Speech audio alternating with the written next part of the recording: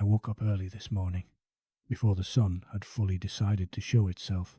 The house was quiet in that way, and as I sat there, holding my coffee, a simple thought landed on me with surprising weight. I am 81 years old.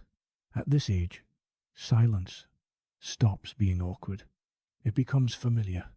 It becomes honest. When you're young, silence feels like something is missing.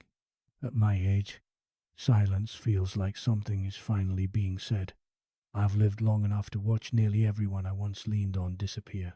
My parents, my siblings, friends who knew my voice before it changed, and the person I thought would be sitting beside me until the very end. They didn't leave all at once. They slipped away slowly, one by one, until one day I realized I had become the keeper of memories no one else remembers. That's when you understand something they never warn you about aging. You don't just lose people. You inherit their absence. The world doesn't stop when that happens. It speeds up. I watch younger people rush past me now, worried about deadlines, arguments, status, money. From where I'm standing, those worries look so fragile, like sandcastles built too close to the water. They sometimes ask me what it's like to be this old. Some ask out of curiosity, some out of fear. What I never tell them right away is this: when most things are stripped away, what remains isn't emptiness, it's clarity. For most of my life, I believed I was defined by what I accumulated. A career, a home, a reputation I worked hard to protect. Now I look around and realize how temporary all of that was. Homes get sold, titles fade, names are forgotten quicker than you'd like to believe. What remains isn't what you built, it's who you became while building it. I also learned, far too late, that we never truly own the people we love.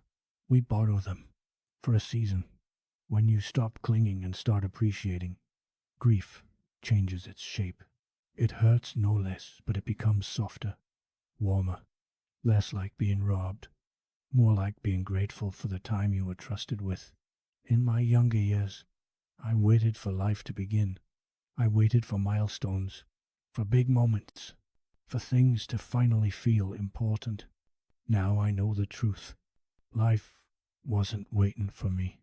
It was happening quietly while I was looking somewhere else. What remains are not the grand moments. They are the ordinary ones I almost ignored. Morning light, shared laughter, unremarkable afternoons that turned out to be sacred.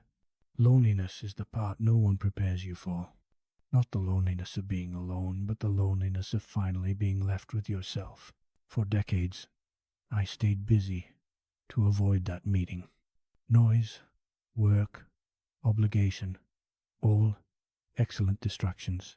But old age takes your legs before it takes your mind.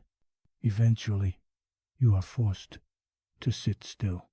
And in that stillness, I discovered something unexpected. I was not my enemy. I never was. What remains is the relationship you build with yourself when no one else is around. If you've avoided that relationship your whole life, if you've nurtured it, aging feels like a quiet refuge. I've made peace with the man I used to be, the mistakes, the fear, the pride. I've learned that regret and remorse are not the same thing. Regret is wishing you had acted. Remorse is wishing you had been kinder.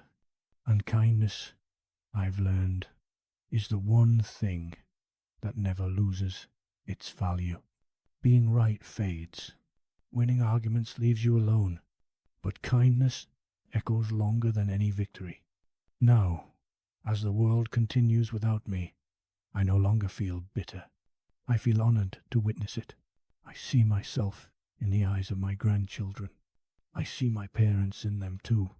I understand now that I was never meant to be the whole story, just a chapter. So what remains when so much is gone?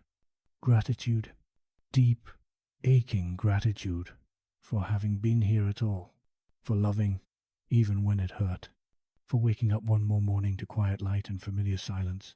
If you're listening to this and you're younger than me, don't wait. Don't wait to notice. Don't wait to soften. Don't wait to live as if this moment matters. Because one day it will be quiet, and you'll finally hear what's been speaking to you all along. Thank you for sitting with me for a while.